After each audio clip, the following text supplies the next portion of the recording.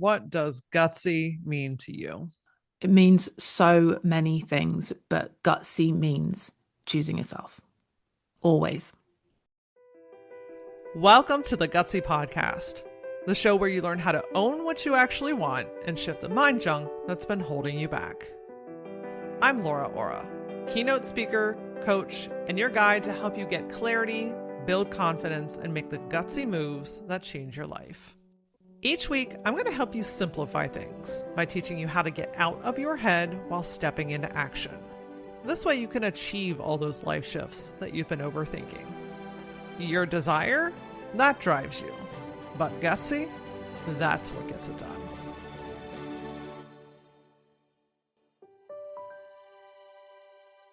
You're achieving. You're showing up. You're doing the things that you said that you wanted to do. But underneath, there's a tension, a pressure, maybe even a quiet sense that something is off and you can't quite name it. For a lot of high-achieving women, this doesn't come from a lack of effort. It comes from patterns that started way earlier than we think. Today, I'm joined by Jess Frost, and we're talking about how childhood experiences, especially growing up around dysfunction, shape the way that we lead, the way that we achieve, and most certainly how we relate to ourselves as adults. We get into the invisible patterns that drive overworking, people-pleasing, and emotional disconnection, and what it actually looks like to start untangling them without losing your ambition. This isn't about doing less or shrinking your goals. It's actually really about understanding what's been driving you so that you can finally move in a way that feels like you. Jess is a trauma-informed self-leadership and emotional agility coach who specializes in supporting adult children of alcoholics.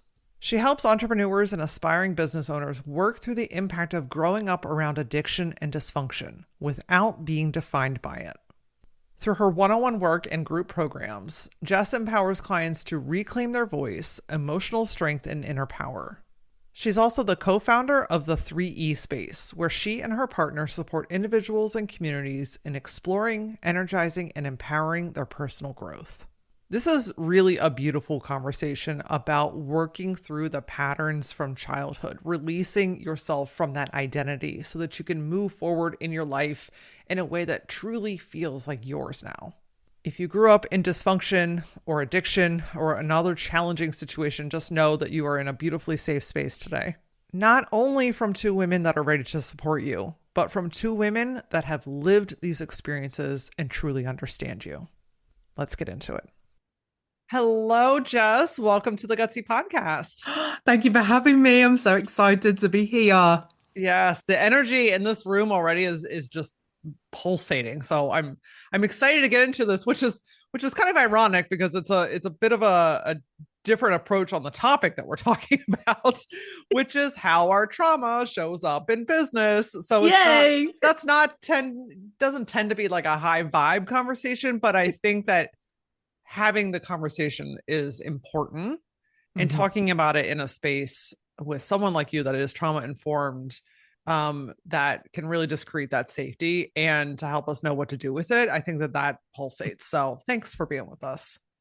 Thank you. This is the kind of topic that lights up my soul. It's so important, something that I don't think is talked about enough. And you'll realize that, yeah, I like to kind of rip the carpet up and talk about the shit underneath that no one wants to. So let's go. Let's go in. Well, let's start with, I know that you've had a personal journey with this as well.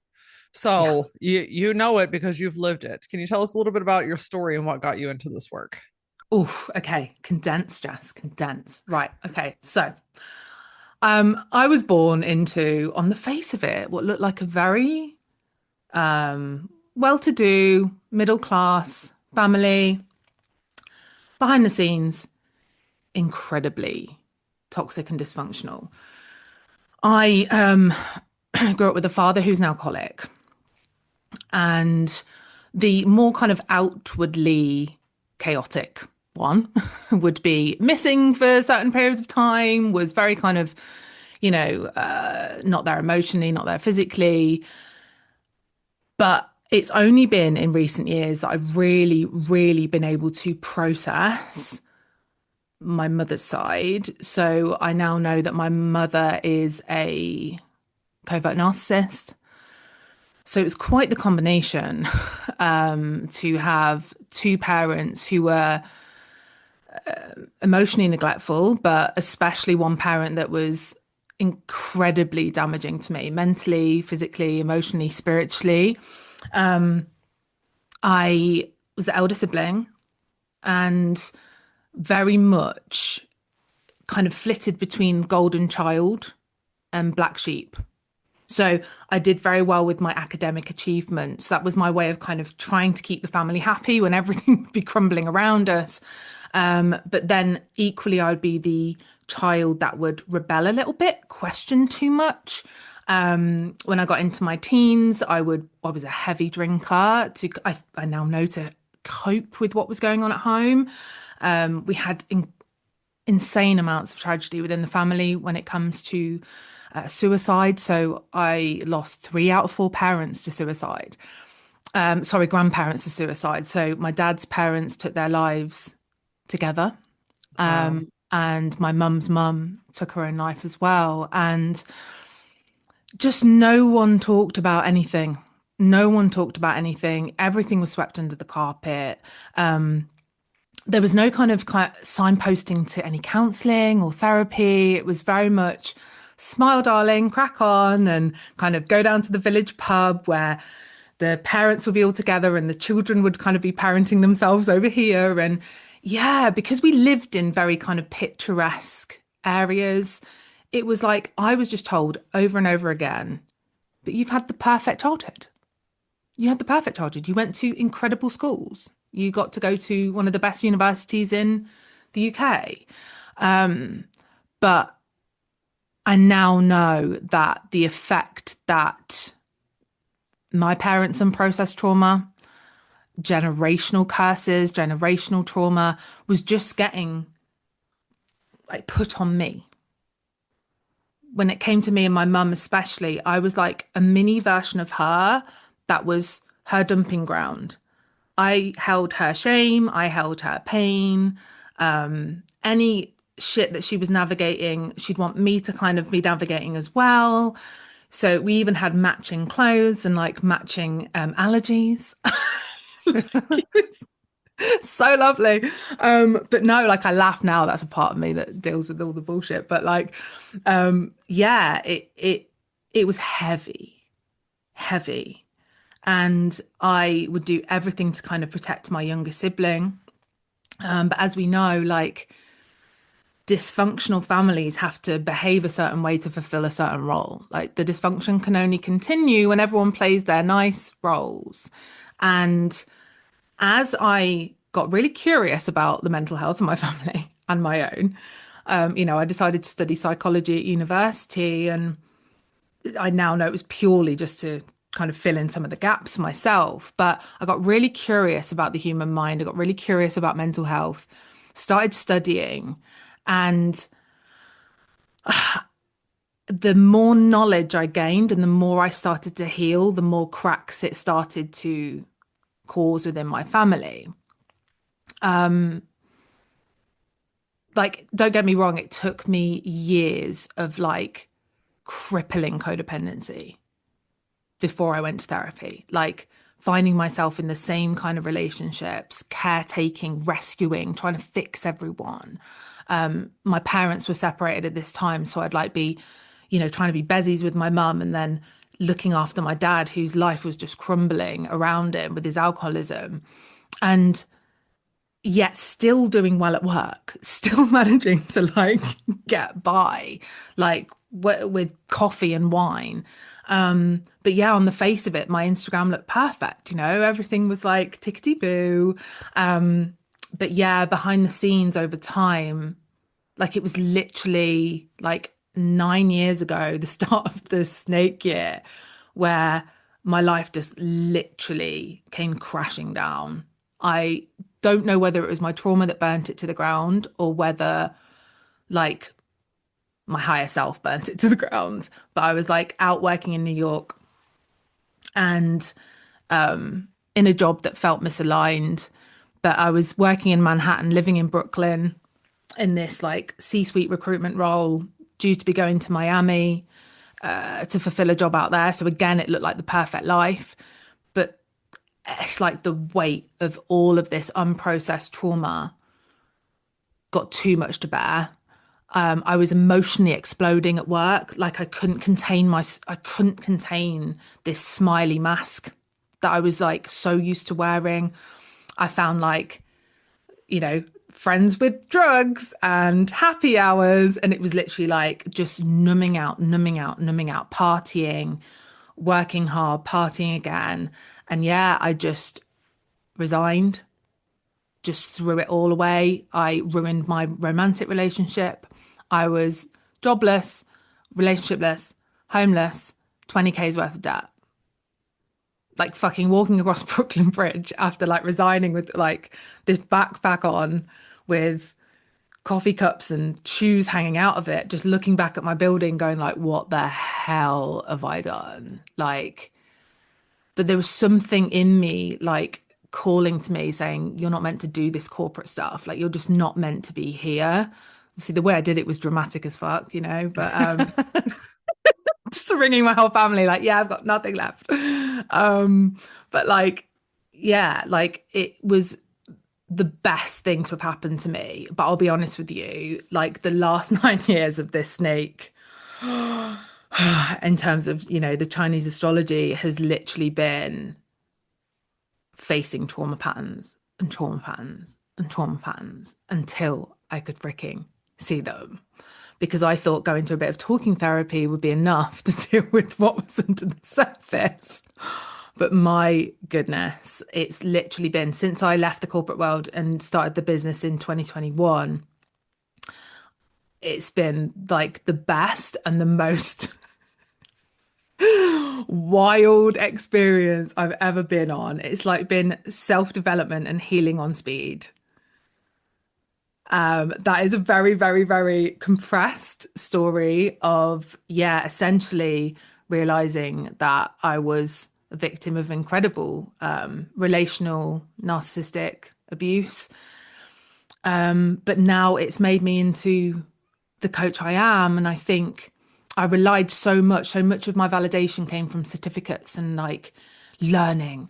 And what I've realized is like, my God, the last 9 years have going so deep into the trenches of my own soul has given me so much more wisdom than any freaking course or certificate will ever give me.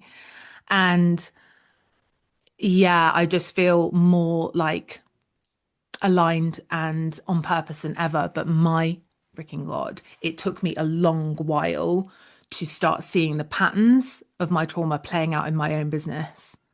Wild.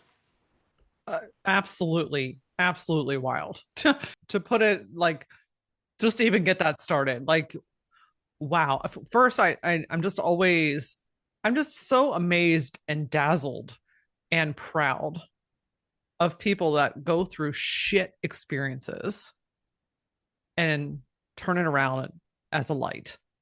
I will put myself in that category as well. It's like it at some point it becomes a conscious decision. Yeah. You either deal with it and release and turn on the light, or you continue. You enable, you stick with what you've known. And I think that something that you brought up that I think is just incredibly relatable is like, we have a lot of eldest daughters that listen to this show.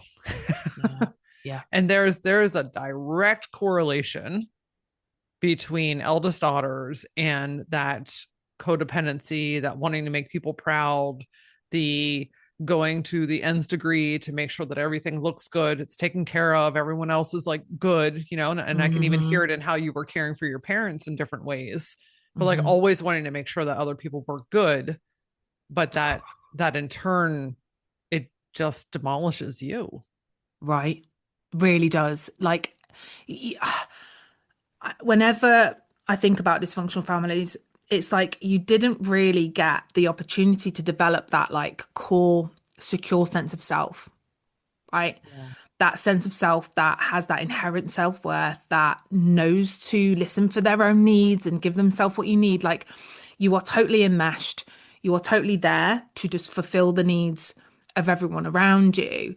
And I think like that, the journey to reclaim yourself and choose you is profoundly challenging and rewarding. But the most crushing thing, I think, for the children in dysfunctional homes that choose themselves is that their caretaking gets completely gaslit. So it's almost like your history of caretaking and self-abandonment and self-betrayal is like erased. They're like, no, you didn't.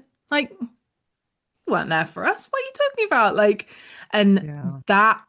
that wound, the wounds around that, my goodness, I just want to honor that for anyone listening that has been through that experience, because it's like one that you can't really explain to anyone, like the strength that it takes to choose you and to then get over the gaslighting of your entire story and the role that you were made to fulfill. Yeah, it takes so much strength and so much self-love. Absolutely. And it takes so much strength and self-love to be the one that breaks the pattern. Yes, I mean, yes. you talk about, generational, you talk about the trauma from within your home, but then the generations and generations prior to that. I mean, to be the one that is like, okay, it stops here, Yeah, takes a tremendous amount of gutsy. I mean, yeah, high up on the gutsy food chain, okay? yeah, Because it seemingly is easier just to continue with it, because then you're not disrupting anything. right. Then you're not Yeah, outcasting yourself, then you don't become the permanent black sheep. yeah. What do you say to someone that might be in that spot where they're like, I know something needs to change, but I don't want to be the one that's disrupting it or end up alone because I'm doing this? Mm. First thing is do your research and find the right space that you can be seen and heard in what you are experiencing.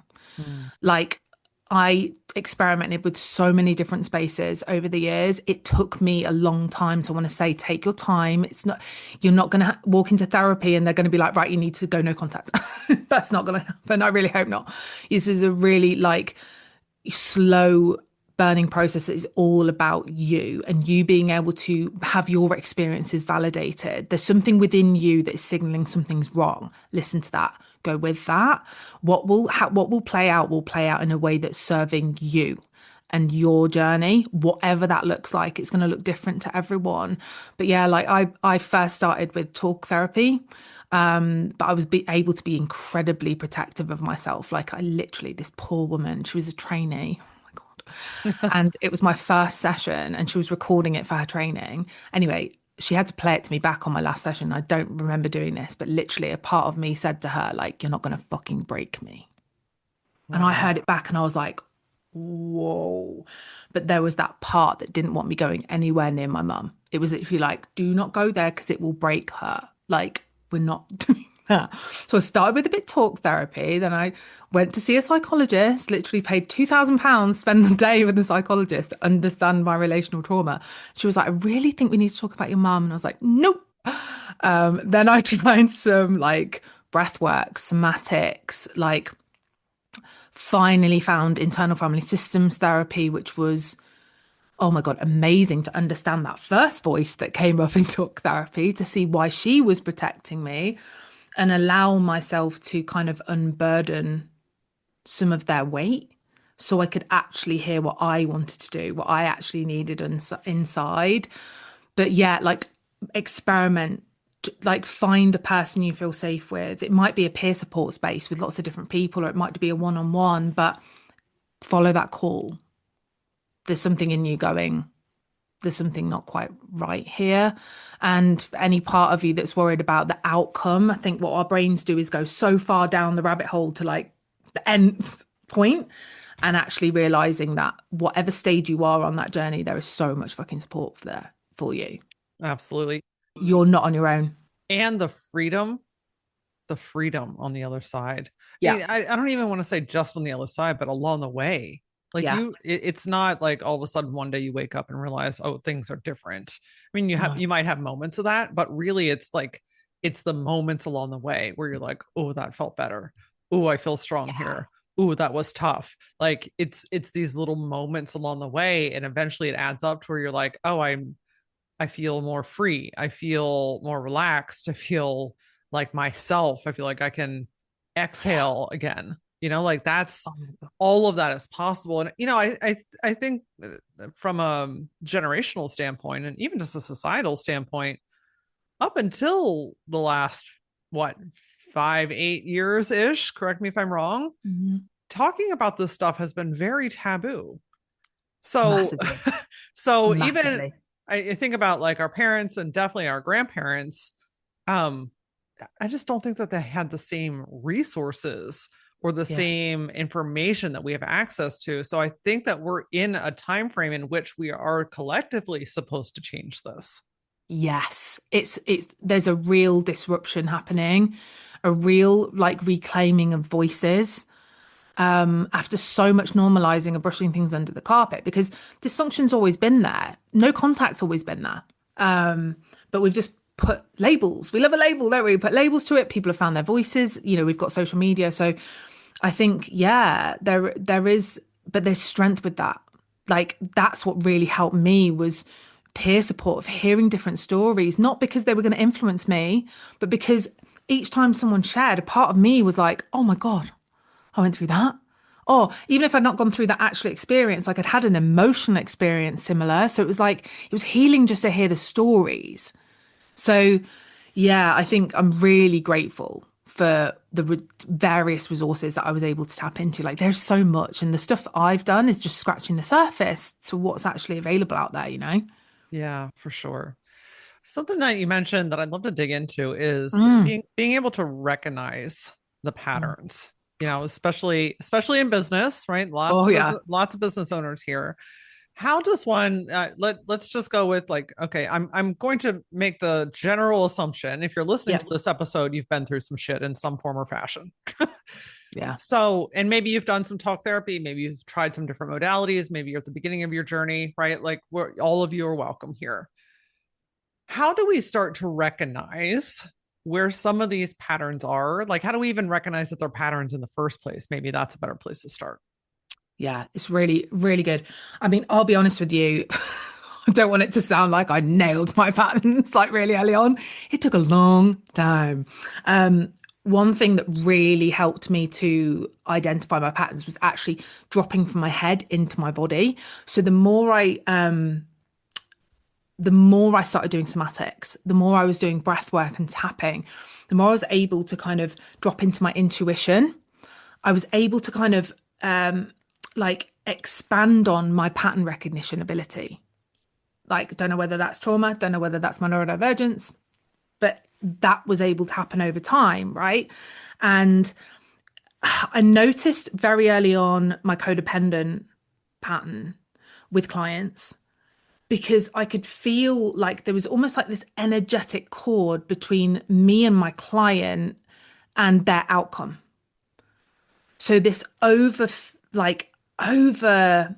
fear almost of them not succeeding or them not getting out of it what they should be getting out of it. So that client could have literally just jumped on the call and then done nothing outside of calls, but I was taking responsibility. It was that typical thing. I'm going to take responsibility for everything that happens in this space, even though there is separate responsibilities here. So that was something very early on I managed to clock. And that was one of my first coaches kind of skill set. So she helped me break free from that. But my goodness, it took, bearing in mind I'm going into like my 6th year soon, there was the dynamics of my family playing out in business. So I got triangulated a lot, especially with like mum, sister, me. I was the one that always had a bit of the microaggression. People would talk over me. They would kind of develop bonds around me. So I always felt a little bit left out, outside of looking in. And I noticed a pattern in my business that I work with my partner, Nick. We're life and business partners. He's like a male version of me. But like we would get invited into collaborations. What would start to happen? I would start to be phased out. The triangulation would start and microaggressions would kick in. It would very much be love bombing at the beginning. So all the narcissistic signs were playing out. But then I would literally sit there thinking the same things that I was thinking in childhood of people say they love me, but I don't feel like they do. People come and want to work with me and kind of say that they want to be around me and work with me, but I'm sensing they fucking hate me. Like really dark. And yeah, it literally played out like the entire time until like literally last year. It was like the final, like, if anyone that's gone through like being an empath in narcissistic abuse, there is always the final narcissist that breaks it. It's like you're done. You've seen the whole patterns. You literally can cut the cords and you're like, you see everything for what it is. That's what happened. It was the same thing. Triangulation.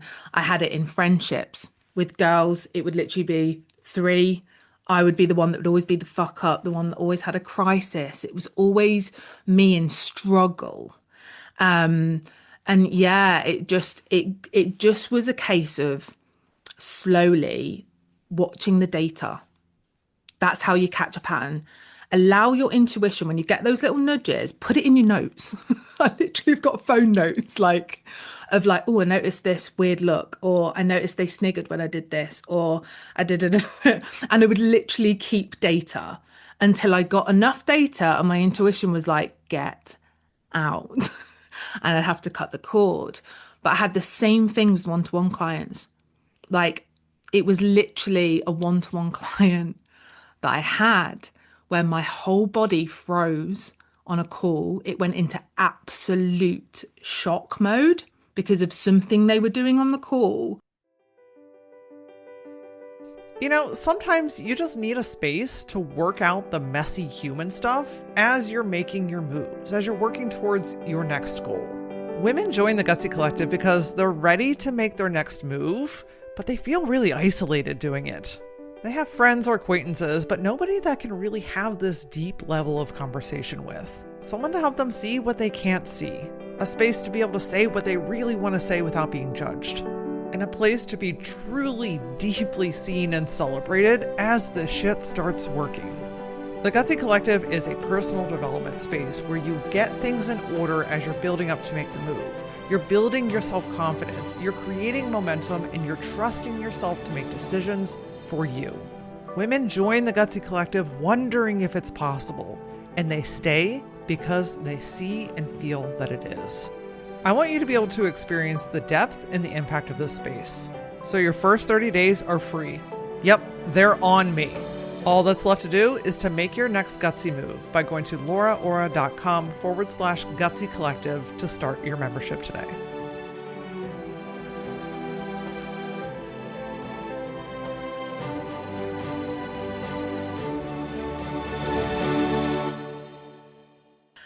I had to stop the agreement. And then, yeah, it was like smear campaign, like everything. And that was the moment I ended up going to therapy and really unpacking my mum because of a client. Wow.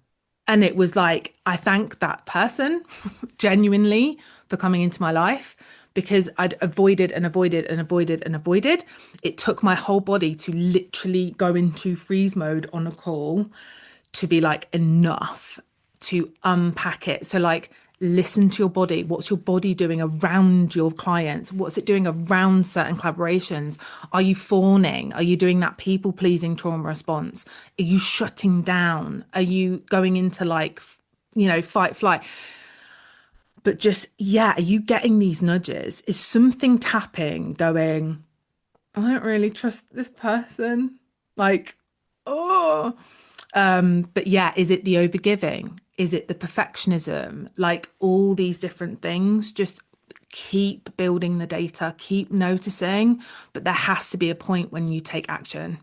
Because what I learned is like the more I avoided the action, and I have like these parts of me that are like rose tinted glasses, sees the good in everyone. No, surely not. It must be me. I must have to change something myself to make them like me. And if you're over giving, if you're over pleasing, if you are so worried that you're going to be rejected or abandoned or like cancelled, like that's coming from somewhere. That's coming from somewhere. It's not to say that your parents are like mine. I already want to say that, right? It doesn't mean that. But it could be that some shadow experience is coming up for you to heal it, to face it. But I needed, for my journey, to get where I am today, where literally I now have like the discernment finally to be like, oh, they can stay away, or like, no, I'm going to say no here. Like that just comes with that taking action of listening to that gut, choosing to change that pattern and lean in to the darkness. I needed to balance my light and dark. I needed to bring my shadow up to the surface to be able to really see it and hear it and honor it, and realize that actually, as an adult, I have everything I need to heal that stuff. I think it was just my inner children that were going, we're going to be like abandoned, rejected, we're not lovable, like all of that.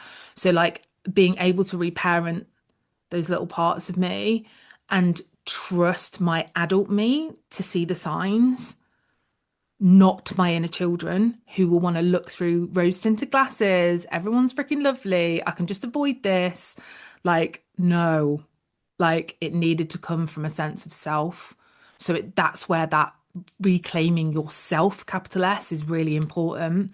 Like doing that, you know, shadow work behind the scenes of business, I think literally makes any business owner, whatever they've navigated, the best at what they can do. Because now I can hold my own light and dark. I can hold someone's trauma. I can hold the darkness with them without being codependent and feeling like I have to take it on.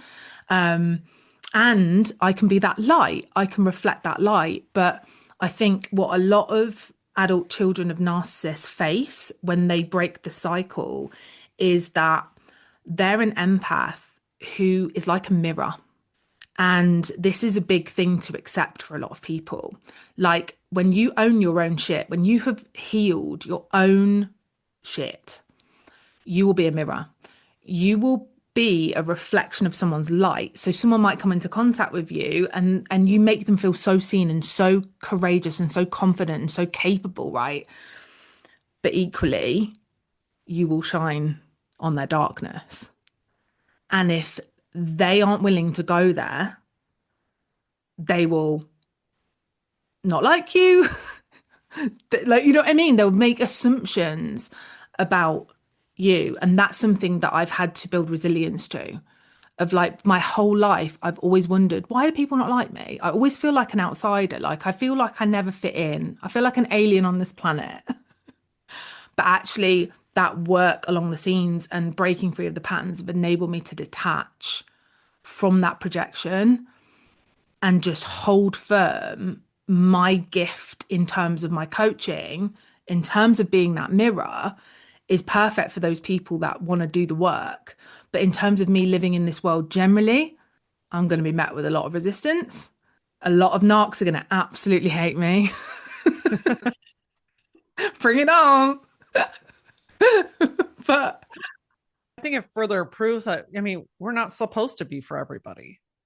Like the people that you have the opportunity to work with are showing up because they're ready. Exactly. Exactly. They might all be in different parts of their own journey, but they're ready. They're saying yes to something within themselves. 100%. And they can see something within you that they know exist within them, not to replicate, not to duplicate, but to say like, hey, I'm drawn here for a reason. Yes. And I'm ready to do something about it. And I think that that's what this work is. Everything you've been talking about today is like saying, okay, I don't know the path. I don't know all the hows. I certainly don't know how it's going to end, but I'm not willing to settle anymore. Like this shit has to stop, and I'm going to be the one to do it. You know, when I think about like how this shows up in business, God, I mean, we could probably write a whole book on how this shows up in business. But I think about like something that's shown up for me in the past is undercharging. Mm-hmm. So one of the things that I've grown up with, and if you've listened to the show, you know good big parts of this. I did not grow up with money. In fact, I was brought up in a house where money was the root of all evil, and money was awful, and money made you an asshole. And it came as soon as it came in the door, it went out the door. And so I never felt safe holding money. And one of the ways that it showed up in my life, in my business, was undercharging. Yes. Or not putting myself out there because I was afraid to ask for money. Or if I did, when I did get paid, pay something right away. Oh, send this out here. Oh, go buy this thing, right? Because I can't fucking hold that. I mean, that's what my unhealed self was saying. Yeah. I've done a lot of work to change that. And I would be lying if I didn't say every once in a while it flares up, especially when I'm adjusting something, or I'm charging higher prices, or I'm, sending out a proposal that I don't yet have familiarity in my body with. So it's not about perfection, but I'm way better equipped now to process and like feel that. So like, that's just one of like a gajillion ways that it might show up in your business. I'm kind of curious, what other ways do you see that unresolved trauma tends to show up in business? I think I've written a whole list. She's got a list, friends. Love a list. No, I really relate to the money. Yeah, my mum had her own business as well. There would always be struggle, always drama, never enough. Yeah. I witnessed them selling everything to be able to just get by. It was breadcrumbs energy. That's what I describe it as, just breadcrumbs energy. I have to work so hard on that. And that was, again, with the codependency at the beginning, my coach was really great at helping me separate myself from money. And actually the value of the transformation, rather than actually how much am I worth? Because that was not great for me to look at. But literally like the hustling for the breadcrumbs, the not knowing when to rest, like that was massive for me. Like my whole corporate career in corporate recruitment sales, it was like work hard, play hard, like no sleep, get by on caffeine and wine. And like, actually, I thought, I'm going to go self-employed. This is going to be such a breeze. And then like my coach said, I feel like you're kind of bringing some corporate energy into this business. And I was like, I don't know what you mean. But like he literally had to voice note me going, do you need a nap? Because like, I just couldn't find the balance unless I had everything. Like it would just be like, go, go, go. No rest. And now I'm almost like going so much the other way where I'm like, but I know some people call it balance of feminine and masculine, but it really was like finding that balance within me. I mentioned about my like learner part, my achiever, have to watch them because they'll want me to do all the freaking courses that I'm not trauma informed enough. Which course can I do? Which is this. I have to watch them. The overgiver. So the part of me that is genuinely good at what I do, I have to watch it on discovery calls because they want to overprove that I'm good enough to someone. And let me just check my list. The fawning. We talked about the rose tinted glasses and the red flag ignorer. There was a part of me that I think is the black sheep. I call it like my backing singer part. I always told myself that I really wanted to be a backing singer, right? For years. Because I still get to enjoy the buzz, but I don't have to be in the spotlight. I don't need all of that, right? Mother wound 101. I now know that I wasn't safe to be in that spotlight. So it would always be that when there was collaborations, it would be me to bring my light and my empathy into someone else's mission. I didn't see that coming because I told myself for so long, I only want to be the backing singer. So I would be that for those, quite honestly, because of the narcissistic pattern, it would be people that don't necessarily have that empathy, light. Okay, you're going to be a projection of that. So I look like the kind, caring leader. And And yeah, here's the backing singer, literally just going to do that. So that was massive. I had a massive, I think it was after a big breath work I'd done. And I literally was like, fuck, I don't want to be the backing singer anymore. Like, I'm done. And like, it really, I had to sit with like, that's on you, Jess. Like, I really had to hold myself accountable. Like, I can't sit and be the victim of all this shit because that's on me. So a big part of like the IFS therapy that I did, over the last year was really allowing myself to let go of that, of you're safe to shine. And the irony is when I shone and I wasn't the backing singer, my family couldn't handle it. And I'm now no contact with them all. So it was really allowing me to step into that light. I think that happens for so many people. It's that imposter syndrome. It's that, oh, I can only get this successful. I can only be this seen.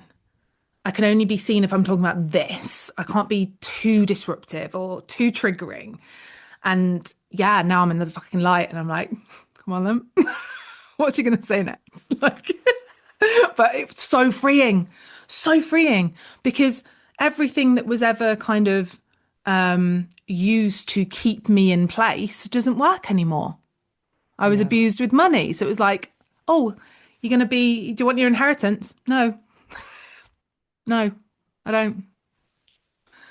And it's like cutting all of those trauma bonds to finally be like, I can charge what I want to, say what I want to, because a big part of growing up in dysfunction is the rules: don't talk, don't feel, don't trust. Yeah. So now it's like I feel all my freaking emotions. I can hold my light, I can hold my dark.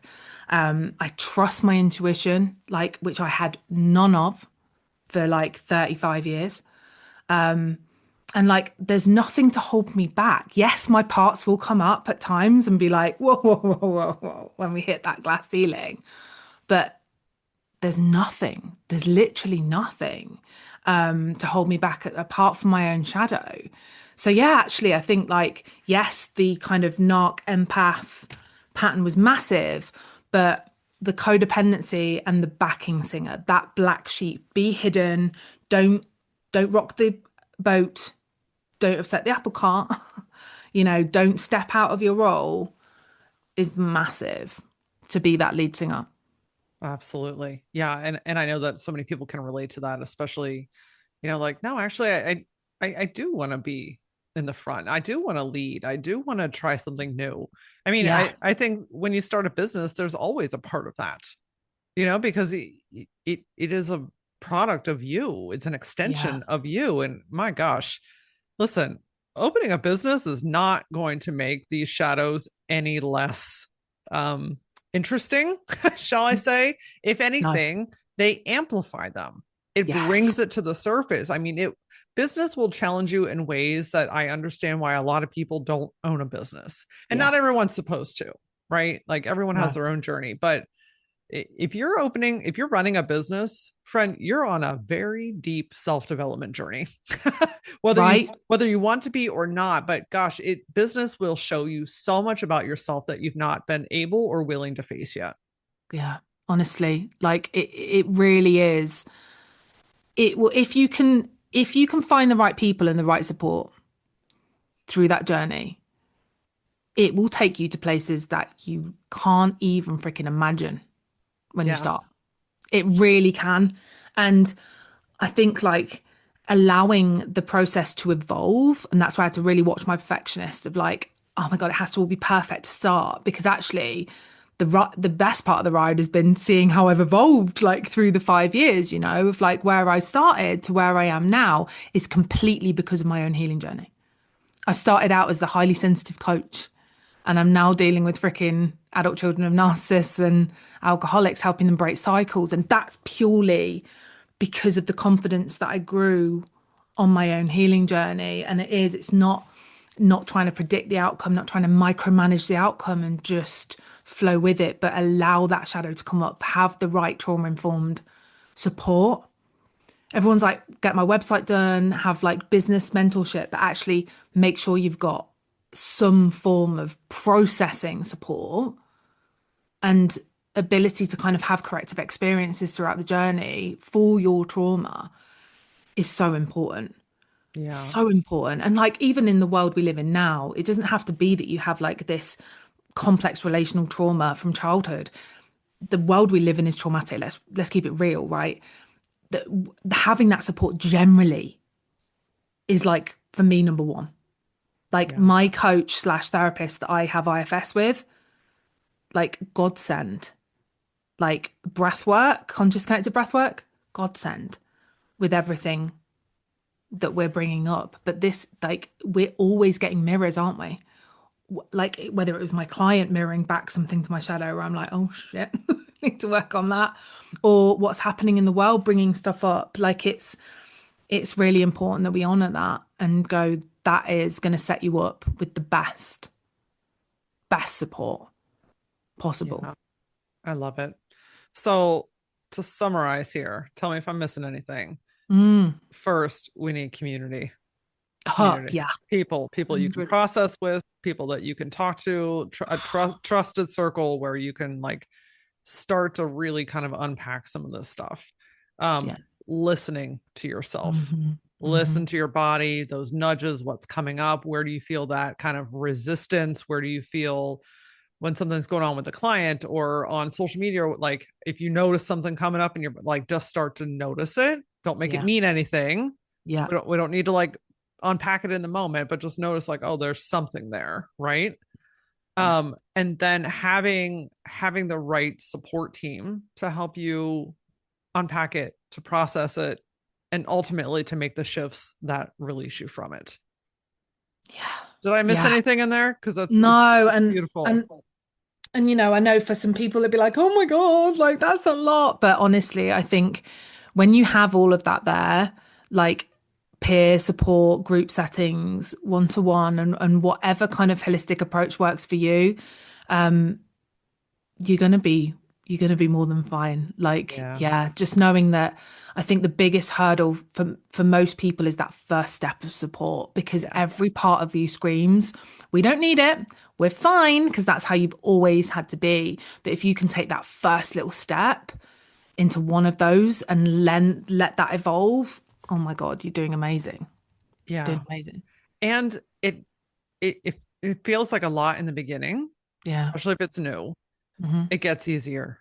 I know that everyone's heard this before, but truly, I think you're listening to two people that can tell you that are on the other side of a lot of big things. It gets easier. It feels like a lot now because it's new and it's you know, extra on top of your already busy life, but it is worth it 10,000% times 10,000. Yeah. It gets easier. You don't have to, like, I don't know about you, but I don't think about it as much. I don't have to be so active in it as much anymore. It pops up, I can see it, I know how to process it, and I can move on. Whereas before 100%. it would take me out for weeks or months at a time. And Massively. it gets so much easier. Yeah, I think as well, like one thing that isn't spoken about enough is how much self-healing we are able to do.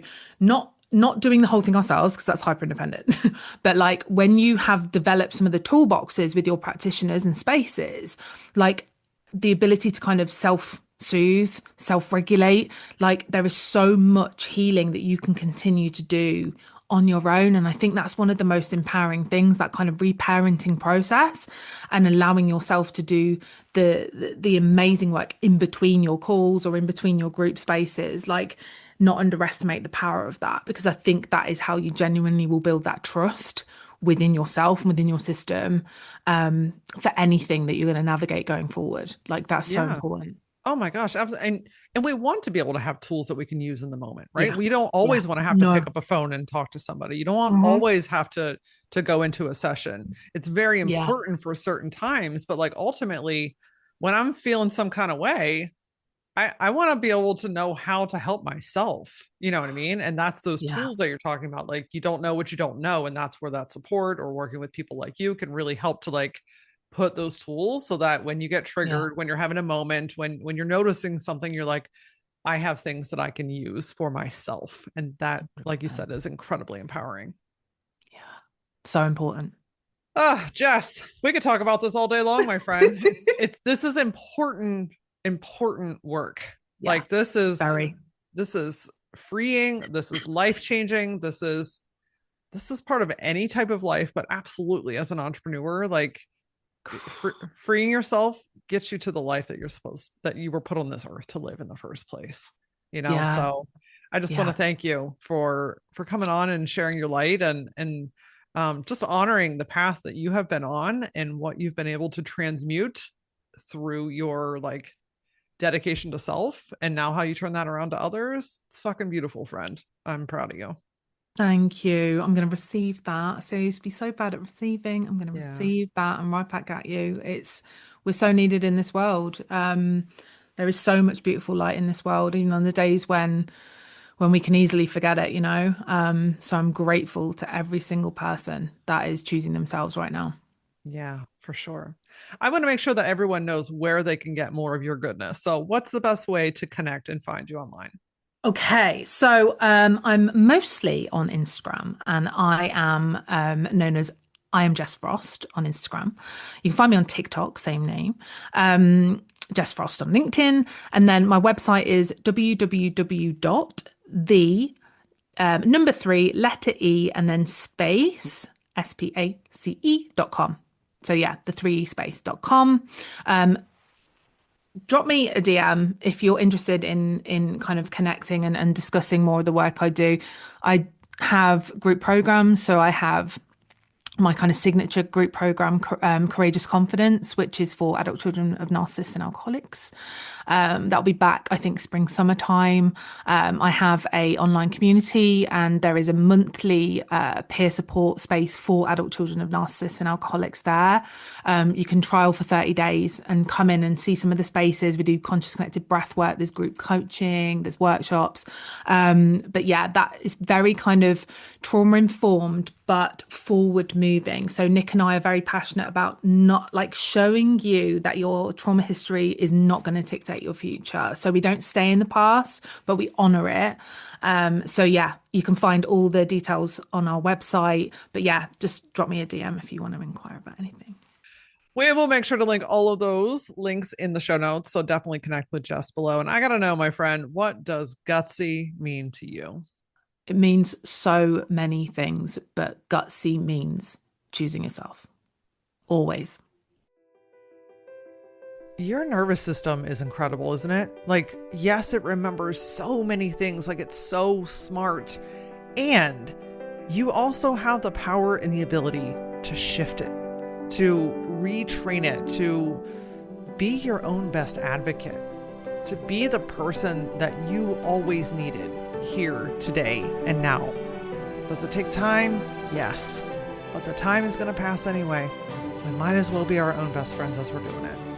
If there's something about today's episode that really, truly resonated with you, and you know that there's someone in your world that could use this same message, please consider sharing this episode with them.